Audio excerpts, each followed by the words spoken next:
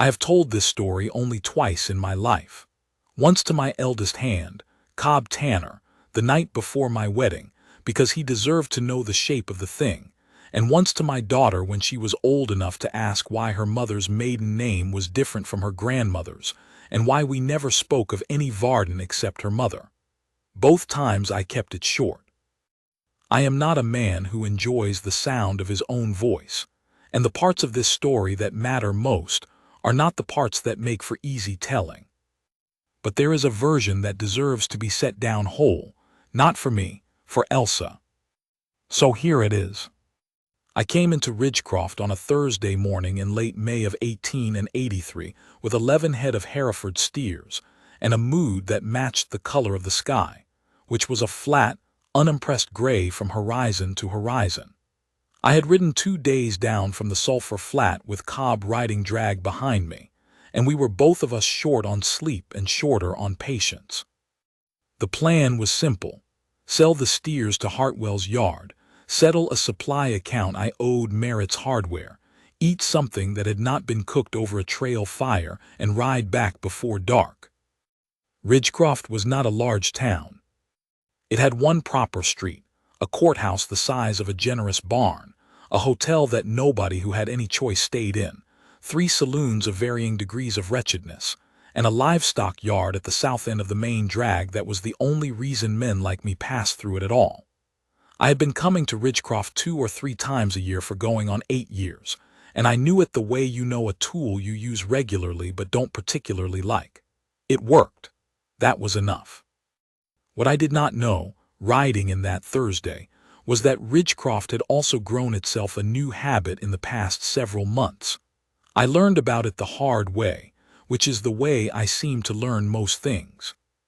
We came up the main street with the steers strung out single file in the road, which always drew people out to watch, because there is something about cattle moving through a town that people cannot help stopping for, and I noticed the crowd before I noticed what the crowd was gathered around. There were 40 or 50 people in the open square beside the courthouse, men mostly, but some women too, standing back at the edges in the way women did in those days when something was happening that they disapproved of but could not stop. A platform had been set up. Not a high one, just a wagon bed with the wheels removed and the flatbed sitting on stacked rail ties, maybe 3 feet off the ground, enough to be seen from the back of a crowd. There was a man standing on one end of that platform. He was 50 or so, gone soft in the middle, wearing a coat that had been expensive once.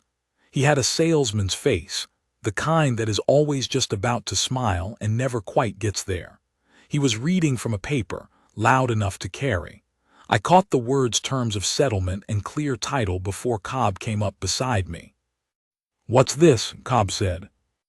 I didn't answer because I had just seen what was on the other end of the platform. A woman. She was standing absolutely still, the way a person stands still when they have made a decision about their own dignity and are not going to let anyone take it from them regardless of what is being done around them. She was dressed in a plain gray dress, dark-haired, somewhere in her early 30s, I guessed, and she was looking out over the crowd with an expression I cannot describe precisely except to say it was not fear, and it was not shame, and it was not acceptance. It was something colder and harder than any of those 3. She was looking at those people the way a person looks at something they have already decided they will survive. The man in the expensive coat, her uncle, I found out later. His name was Cal Varden, and I want to be careful about how much of my opinion of him I put into this account. So I will say only that he was a man who had spent his life measuring other people's worth in terms of what they could do for him. Was explaining to the crowd that his niece, Miss Elsa Varden, formerly of the Varden homestead on the Crow Creek Road, was being offered in a settlement arrangement to resolve certain debts of obligation that had been confirmed by the county court of record, and that interested parties should present their bids to the clerk standing at the foot of the platform, and that the bid period would close at noon. I sat on my horse, and I listened to this for about 30 seconds. Then I handed my lead rope to Cobb and told him to take the cattle to Hartwell's yard without me. He gave me a look. Garrett.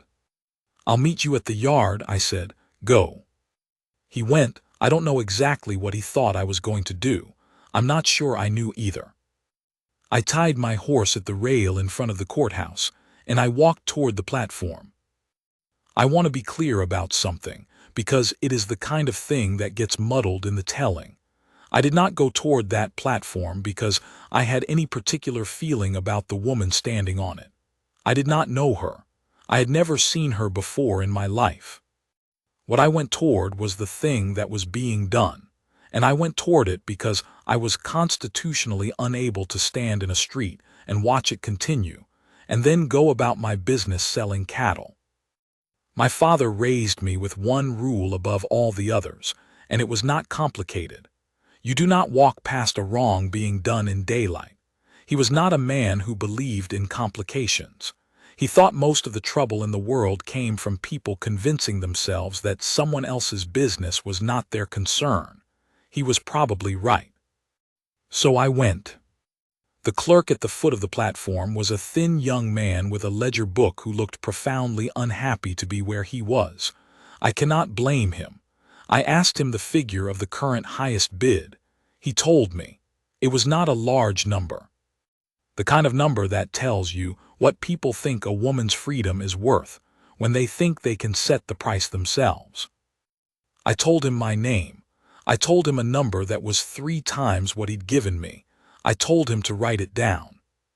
He wrote it down. Cal Varden on the platform had been watching.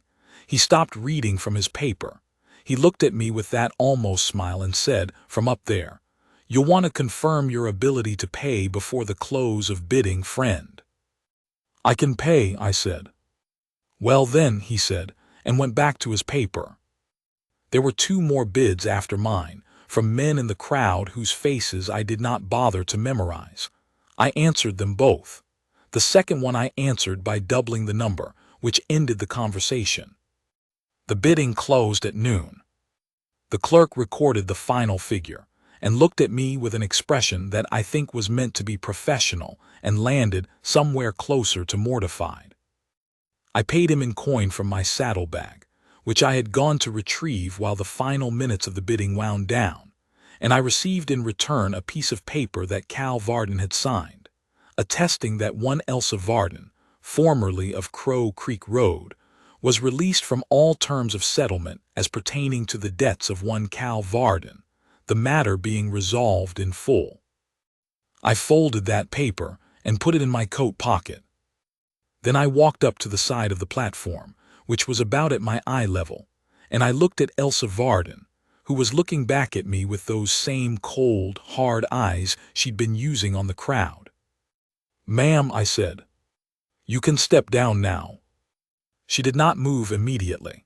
She looked at me for a long moment, and I could see her reading me the way a person reads a trail, looking for what might go wrong.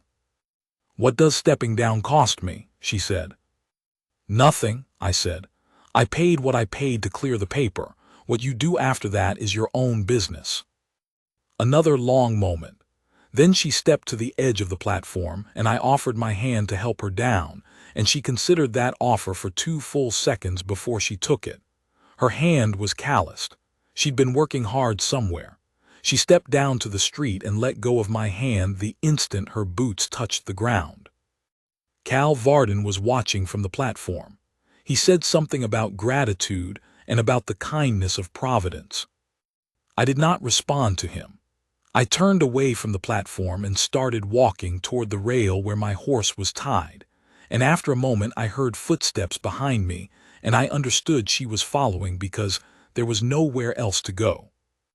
We stood by my horse, and I handed her the paper. She read it. She read it twice. Then she folded it carefully and held it in both hands, and she did not say anything for a moment. "You don't know me," she said finally. "No," I said. "Then what do you want?" "Nothing from you." She made a small sound, not quite a laugh, the sound a person makes when they have been told something that would be a comfort if they believed it, and they do not yet believe it. Men don't pay that kind of money for nothing. "I paid it to clear the paper," I said again. The paper is yours. Do what you want with it. She looked at me steadily. Where are you from? Sulphur Flat, I said. North of here 2 days. I run cattle. Do you need a cook? She said. That was not what I had expected her to say. I think my face showed it, because she kept her eyes on me and her chin up, and she said, I'm not asking out of obligation. I'm asking because I need a position and I don't have one, and I'm not going back to Crow Creek, and I do not know this town well enough to find work in it today. If you have a cook's position on your ranch, I would like to be considered for it on the same terms you would consider anyone else. If you don't, I'll find something else. I looked at her. She meant every word of it. That was plain. No pleading in her voice, no softness being used as currency. She was asking for a job the same way a man asks for a job, straight and flat, take it or leave it. I thought about the Sulphur Flat, where the cook's position had been empty for 6 weeks since old Tomas Griggs had retired to his sister's place in Colorado, and where Cobb and I had been eating trail cooking in a proper kitchen, which is a miserable thing to do. I have a cook's position, I said. What does it pay? I told her. She thought about it for a moment. Then she said, I'll need a day here first. I have some things at the Crow Creek place I want to collect. We ride back Saturday morning, I said. She nodded once, businesslike, and then she said, my name is Elsa Varden. Garrett Hale, I said. And that was how it started. I want to be honest about those first weeks, because they were not easy, and it would not be fair to Elsa to pretend they were. She came out to the Sulphur Flat on Saturday morning with a single trunk and a flour sack with her remaining belongings, which were not many. She rode beside me on a horse I had hired from Ridgecroft's one livery stable, a steady gray mare that she handled well, sitting the saddle the way a person sits it when they learned young and have ridden regularly since. We did not talk much on the 2-day ride back. I am not a man who fills silence because silence makes him uncomfortable, and she was not a woman who talked for the sake of talking, and so we rode mostly quiet, which was fine with both of us. The Sulphur Flat Ranch was not an elegant place. It was a working cattle operation, a main house that I had built myself over 3 years with help from Cobb and 2 hired men who had since moved on, a bunkhouse that slept 4, a cookhouse attached to the main house by a covered passage, a barn, 2 corrals, and a root cellar that was always either too damp or not damp enough depending on the season. It sat on a bench of high country grass above the Sulphur Creek drainage, with a view of the mountains to the west that I had never quite stopped being grateful for, even on the days when everything else about the place was trying my patience. Elsa looked at it when we rode in, and she said, after a moment, how many a table? 3 regular, I said, me, Cobb, and Denny Pratt. 4 when we have extra hands for roundup. She nodded and dismounted and carried her trunk inside without asking where to put things, and found the cookhouse on her own, and had it organized differently by the following morning, in ways I could not have precisely described, but that clearly worked better. Cobb, who was 45 and had been with me for 6 years and had opinions about most things but kept them to himself unless directly asked, came to me the first evening and said, simply, she can cook. That's good, I said. She's not saying much. Neither are you, I said. Leave her alone. He left her alone. We all did the first week. She ran the cookhouse, she kept to herself, she did the work, and she watched us the way a person watches a new situation they have not yet decided whether to trust. I understood that. I did not take it as an insult. I took it as sense. What I noticed in those first weeks, because I am a man who watches, was this. She was not what I had expected, and I realized after a few days that I had not thought carefully about what I expected. I had done a thing in Ridgecroft because it needed doing and without particular thought about what came after. Now what came after was living 20 yards away in my cookhouse, and she was a person, not a situation, and the difference began to make itself known to me in small ways. She did not complain. In 6 weeks I did not hear her complain once, Not about the damp in the root cellar, not about the morning cold, not about Cobb's habit of tracking in mud, not about Denny, who was 19 and well-meaning and regularly knocked things over. She fixed the things that needed fixing, noted what supplies were low, and asked me about them in the same flat, businesslike tone she had used to ask me for the job. There was no performance to her. No attempt to make herself agreeable in the way some people perform agreeableness. She just did the work and was honest about it, and was the same person at the end of the day that she'd been at the beginning. That sounds simple. It is not simple. It is one of the rarest things there is. I found myself, around the third week, staying at the table after supper longer than I had any reason to. Not because I said anything in particular. Just sitting there with my coffee while Cobb and Denny went out to the bunkhouse, and Elsa cleared the table. Sometimes she would say something about the supply list or ask a practical question about the schedule. Sometimes she didn't. But there was a quality to those evenings that I had not felt in the main house in a long time, and it took me most of the third week to identify it. And when I did, I sat with the identification for a while before I admitted it even to myself. The house felt inhabited again. My wife, Clara, had died of fever 5 years prior. She had been sick for 3 weeks and then gone in a night, the way fever takes people sometimes, without warning and without time to prepare. I had grieved her the way I do most things, badly, quietly, and without enough of the right words. I had kept working because work was the only thing that felt solid, and I had reorganized myself around the absence the way a man reorganizes around a missing limb, not healed, just functional. The house had been a practical space since then. A place to sleep and eat and keep accounts, not a home exactly, a structure. Elsa had not done anything dramatic to change it. She had not rearranged the furniture or hung curtains or tried to make herself indispensable. She had just been present in it, and present in a way that had a kind of gravity to it, and the house had begun, quietly, to feel different. I did not say any of this to anyone. I did not say it to myself in so many words. I just noticed it and kept working and said nothing. She told me a little about Crow Creek one evening in the 4th week. Not much.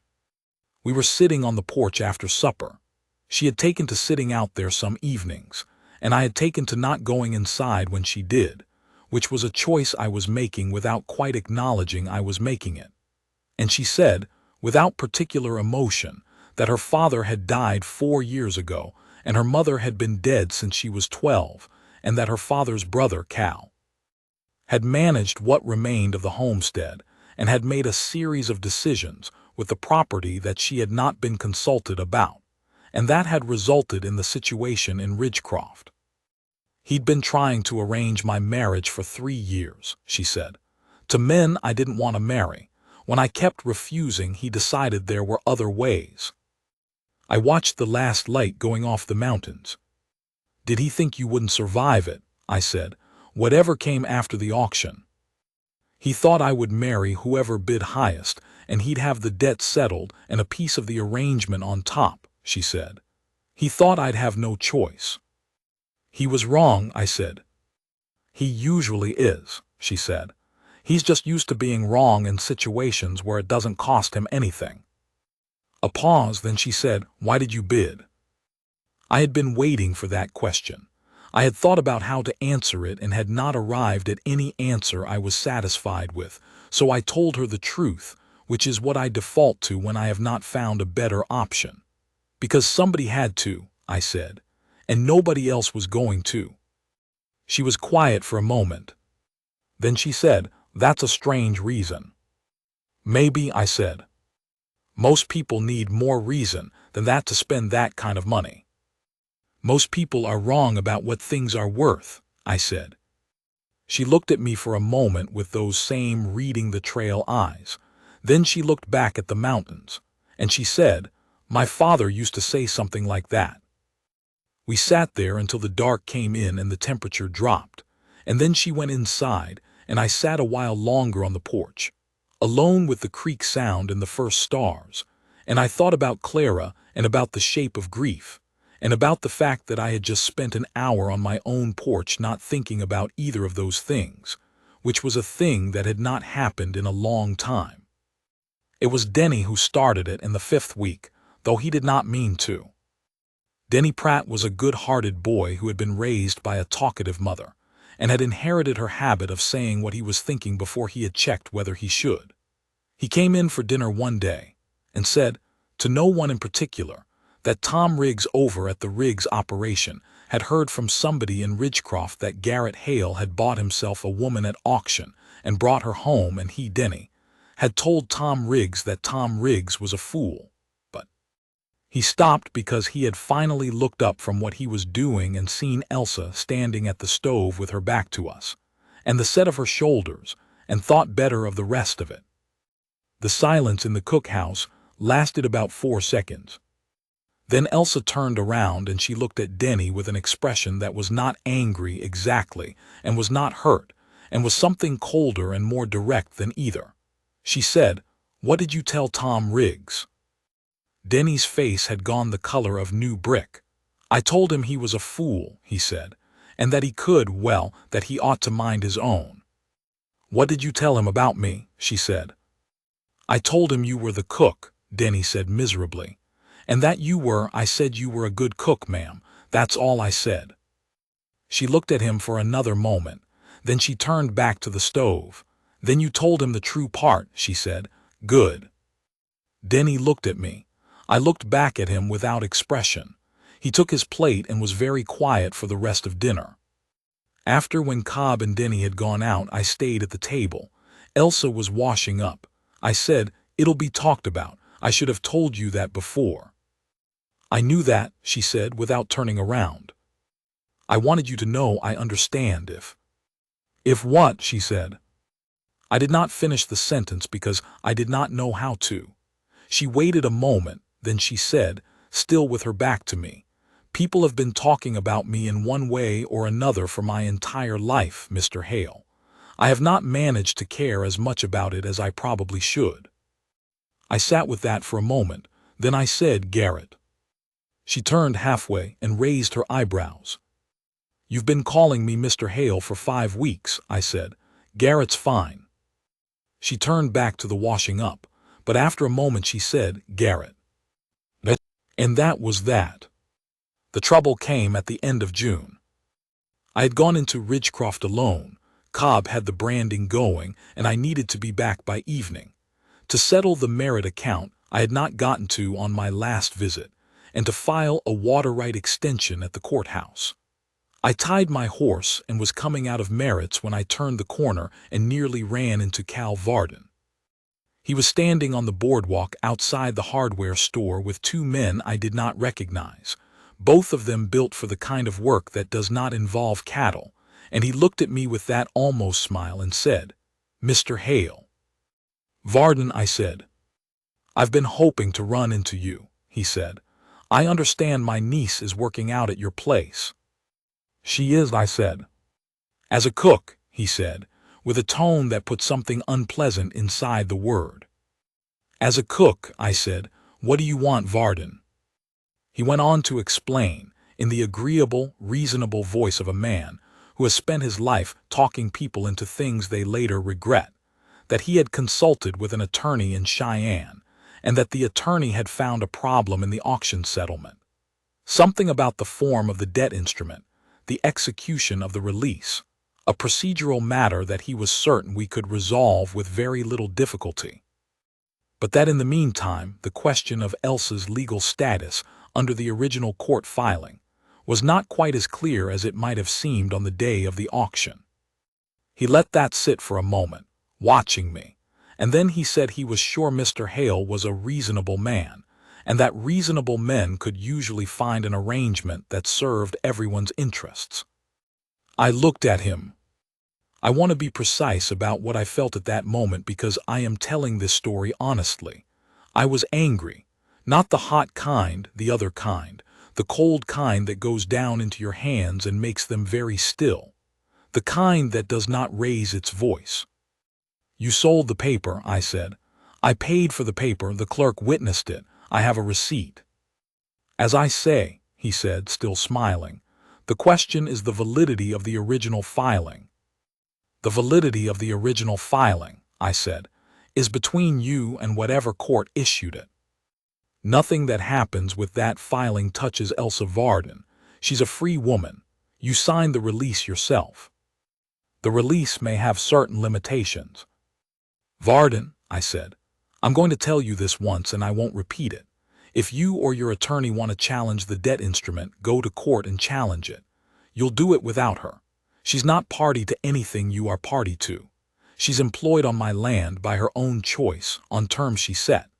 You come near the sulfur flat and I'll file a complaint with the county sheriff about the auction itself, which I should have done in May and which I am still prepared to do. He had stopped smiling somewhere in the middle of that. I said, are we done? He looked at me for a long moment, calculating. Men like Cal Varden are always calculating, always measuring, always trying to find the angle.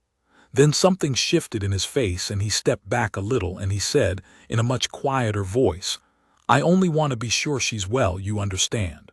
My niece. She's well, I said. Go home, Varden. I walked past him and his two large companions and went to the courthouse and filed my water right extension. My hands were very still the whole time. I rode back to the sulfur flat and I did not tell Elsa what had happened, because I did not want her to have to spend the night worrying about it. I told Cobb. Cobb listened and said nothing for a while. Then he said, you think he'll try something else? No, I said. He's a man who needs the odds in his favor. They're not. You sure about that? Sure enough, I said. Cobb nodded slowly. You could file that complaint, he said. I know I could, I said. You going to? I thought about Elsa's face on that platform, the set of her chin, the way she had stood. Not unless he gives me reason to, I said. I'm not going to drag her back into it if he's going to let it alone. Cobb said nothing for a moment. Then he said, you know what Denny's been telling Tom Riggs? I don't particularly want to know, I said. Probably for the best, said Cobb. July came in hot and dry, and the sulfur flat smelled of sage and heated grass, and the creek dropped 2 feet in a week. It was good working weather if you started early and stopped at midday, which we did. Elsa had begun, somewhere in the middle of June, to spend her evenings differently. She had taken to walking out to the far corral after supper, which was where I usually went to check the horses before dark, and we had gotten into the habit, without any formal arrangement, of standing there together for a while and watching the last of the day. She asked questions about the cattle operation, practical questions, the kind that came from genuine curiosity and not from the social instinct to seem interested. She knew more about land and livestock than I had expected, having grown up on the Crow Creek homestead. She told me about her father in pieces, not all at once, the way people tell you about things they loved and lost, a detail here and a detail there, each one a small door opened and then left. He had been a quiet man, she said, good with horses, had started the Crow Creek place from nothing. She did not say much about the years after he died, and I did not ask. I told her about Clara, not everything but some of it, more than I had told anyone since the funeral. I told her about the fever and the 3 weeks and the night it ended. I told her that Clara had been the one who could make the house feel like a house, and that I had not found a way to do it alone. I said it plainly, without making a story out of it, because that is the only way I know how to say hard things. Elsa listened without trying to fix it, which was exactly the right thing to do. She said, after a moment, she sounds like a person who knew what she was. She did, I said. That's rarer than people think, she said. We stood there in the last of the light, and the horses moved along the rail in the soft evening heat, and I was aware, standing there, of a thing I had been aware of for some weeks and had not done anything about, which was that the space between us on the corral rail had been getting shorter. Not by any dramatic closing, not by any intention I could name. Just that we were standing nearer to each other than we had been in June, and it felt natural, and I was paying attention to the naturalness of it the way you pay attention to something that could either be nothing or could be the most important thing in your life, and you don't yet know which. In the second week of August, Cal Varden came to the ranch. He came alone, which surprised me. I was in the barn when I heard his horse, and I came out and saw him riding into the yard on a brown gelding that looked like it had been ridden hard. He dismounted and stood there in the noon heat, and he looked different from how he'd looked in Ridgecroft. The almost smile was gone. He just looked tired and older than he'd seemed in June. I said, "Varden." He said, "I'm not here for trouble." "Then why are you here?" He took off his hat and turned it in his hands, which was the first gesture I had seen from him that was not calculated for effect. He said, "I want to speak to Elsa." "That's up to Elsa," I said. He looked at me. "Will you ask her?" I thought about it. I thought about saying no. I thought about what Elsa would say if I sent him away without asking her. I thought about the fact that she had never, in 3 months, asked me to make a decision on her behalf that she was capable of making herself. So I went inside and found her in the cookhouse, and I told her simply that Cal Varden was in the yard and had asked to speak to her, and that I would send him away if she wanted me to. She set down what she was doing and was quiet for a moment. Then she took off her apron and said, "No, I'll speak to him." She walked out into the yard, and I walked out behind her and stood a few feet back, because she hadn't told me to leave, and I was not going to. Varden looked at her for a moment. Then he said, "You look well." "I am," she said. He turned his hat again. "I wanted to tell you," he said, and then stopped. He started again. "The attorney in Cheyenne, I let the matter go. There's no challenge to the settlement. I want you to know that." Elsa looked at him steadily. She said, "I know. Garrett told me what you said in Ridgecroft." He flinched just slightly. "I wasn't," he stopped again. Then he said, "Your father would not have been proud of me." Elsa said nothing. "I know that," he said. "I've known it a long time. He put his hat back on. I wanted to say it to someone who knew him." The yard was very quiet. The heat pressed down. A horse shifted in the corral. Elsa said, after a long time, "He wouldn't have hated you either. That was not a thing he did." A pause. "But he would have told you to go home and live differently." Varden looked at her. His face had the look of a man who has been told something true that he cannot argue with. He said, "Yes, he would have."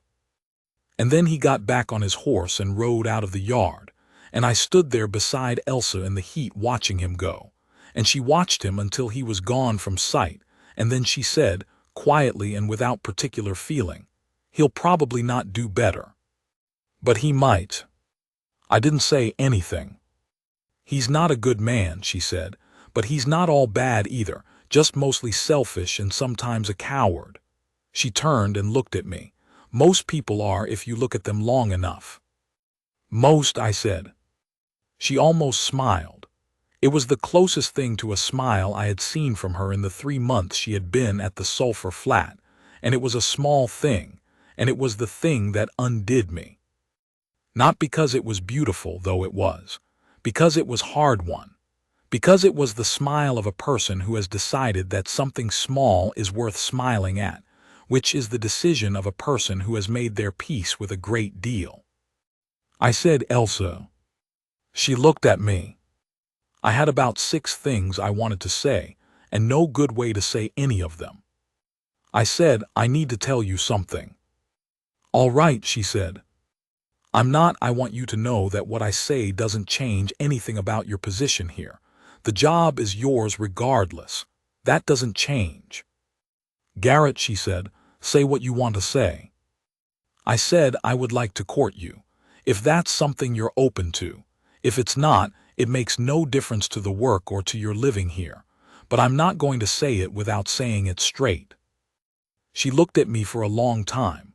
Long enough that I was fairly certain I had misjudged the situation, which would not have been the first time in my life in which I had prepared myself for. Then she said, "I need to ask you something first." "Go ahead," I said.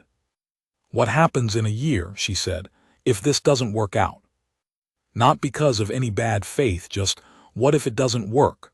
What happens to my position here? The job stays yours, I said, for as long as you want it. You'd find that comfortable, having me here working for you if it didn't. It'd be my problem to manage, I said, not yours. She studied me. You mean that? I don't say things I don't mean, I said. I'm not built for it. She was quiet for a moment. She looked out at the mountains, then back at me. Then she said, then yes. I said, yes what? Yes, I'm open to it, she said. Don't make me say it more than once. I will not make this longer than it needs to be. We courted through August and into September, which on a working cattle ranch looks a great deal like what we'd already been doing. The corral rail evenings, the conversations at the table, the walking out into the evening grass, except that there was a different quality to it, a quality of choosing, of both of us being there because we had decided to be and both of us knowing it. We were not young people. We did not have the time or the inclination for games. We were honest with each other in the way two people can be honest, when they have both already been through enough to know that pretense costs more than it saves. Cobb said nothing about any of it. He was either very respectful of our privacy or very absorbed in the fall roundup, and I never investigated which. Denny told Tom Riggs, apparently, that there was news, and Ridgecroft being Ridgecroft, the news made its way around the county before we had told anyone. I did not particularly mind. Elsa minded somewhat, but she accepted it with the same practical composure she brought to most things. We were married on the first Saturday of October, in Ridgecroft, before a judge, with Cobb as witness. The weather had turned and there was a cold wind off the mountains, and the leaves along the creek drainage had gone gold and red. Elsa wore the best dress she had, which was a dark green wool she had made herself, and she looked exactly like herself, which is to say she looked like no one I had ever known, and I understood standing there before that judge that I was the luckiest man in the county and possibly in the territory, and that luck had nothing to do with it, and that I had not earned her by any action I had taken in Ridgecroft in May, which she had made very plain, but had been offered the chance to earn her by what I had done in the month since. The chance, that was what the auction had bought, not her, the chance. We rode back to the Sulphur Flat in the afternoon, the mountains going purple in the last light, the cold coming in off the high country, the horses stepping steady on the familiar road. Elsa rode beside me the same way she had ridden beside me in May, on the same road, in the opposite direction, except that 6 months was between those two rides and the whole of a life had shifted in the distance. She looked over at me once on the long flat below the bench, and she said, "Stop looking at me like that." "Like what?" I said. "Like you're afraid I'm going to disappear," she said. I thought about that. "Old habit," I said. "I know," she said. She looked back at the road. "I'm not going anywhere." She was right, she was not. We had 31 years on the Sulphur Flat.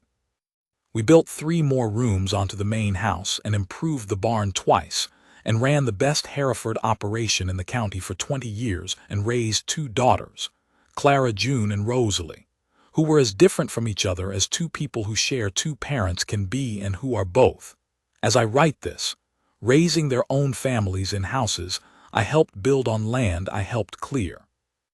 Elsa ran the Sulphur Flat with me, not for me. I want to be clear about that. She kept the accounts. She made the decisions about the kitchen garden and the household, and increasingly the ones about the cattle operation too, because she had a head for it and I was smart enough to know it and to say so. She was not a gentle woman in the soft sense. She was a strong one, which is better. She was honest and unsentimental and funny in a dry, quiet way that took people by surprise. She did not require attention.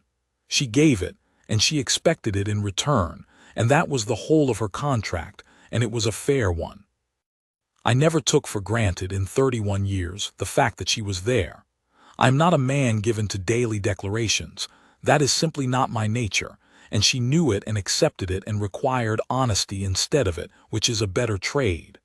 But I was aware, every morning, of what that kitchen meant when I heard someone in it. What the light meant, coming through the window. What the sound of her boots on the floor meant. Clara had made the house feel inhabited. Elsa made it feel like home. I said that once to Cobb, about a year into the marriage, on a night when we were sitting outside after the workday, and he asked, somewhat obliquely, how things were. I told him that. He thought about it for a while in the way Cobb thought about things, slowly and thoroughly, and then he said, that's a different thing. Yes, I said, it is. He nodded, went back to his coffee, and that was the end of that conversation, and it was enough. There is one more thing I want to say, and then I am done. There are people who have told the story of the auction in Ridgecroft over the years, and the story has changed in the telling, as stories do, and the version that seems to have settled into the county's general memory is the version where I am the hero of it, the man who stepped in, the man who paid, the man who saved her. I have heard this version many times, and I have never corrected it exactly, but I have not repeated it either, because it is wrong in the way that matters. Elsa was not saved by what happened in Ridgecroft. She had survived everything that had happened to her before that morning, and she would have survived what came after. What I did on that platform was remove a wrong that was being done in daylight. That is a different thing from saving a person. Elsa Varden did not need saving. She needed the paper in her hand and a position she could work, and the rest she did herself. What I did afterward, the months, the trust earned inch by inch, the corral rail and the long evenings and the honesty, that was not heroism. That was just two people deciding, slowly and carefully and without any particular drama, that the other one was worth staying for. She decided that about me. That is the part of the story I am proudest of, not what I paid in Ridgecroft, what she chose at the Sulphur Flat. Every morning for 31 years I woke up in a house where Elsa Hale was, and every morning that was the truest thing about my life, and every morning I knew I had not earned it in a livestock yard in May, but had been given the chance to earn it by everything that came after. I did not waste the chance. That is all I have to say.